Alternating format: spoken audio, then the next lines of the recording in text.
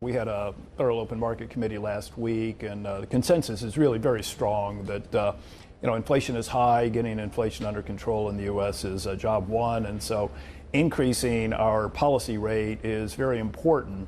We have certainly increased our federal funds rate target range expeditiously already. We're at 3 to 3.25%, and the consensus median view for the end of this year is that the federal funds rate will be in the 4.25% to 4.5%. So there's still a ways to go this year, and a little bit more next year, according to the summary of economic projections that my colleagues and I put together. The pound has been an extraordinary story over the last 24 hours, as has the gilt market, as has the Swedish krona, as has the Korean won.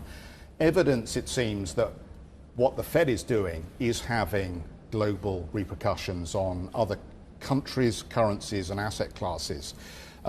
Is the Fed going to break the market, do you think, by tightening as aggressively as it has been at this point? This seems to be the fastest we've seen any Fed move in recent history.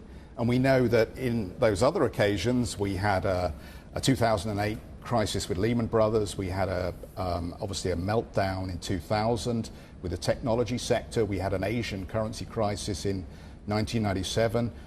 Is the Fed now creating another global currency crisis or a further crisis in financial markets? This has been a very rapid increase in our short-term policy rate in the U.S. If you go back to 1994 and 95, the Fed increased interest rates by 300 basis points over the course of a year. We've done that in 7 months already, and we still have a ways to go.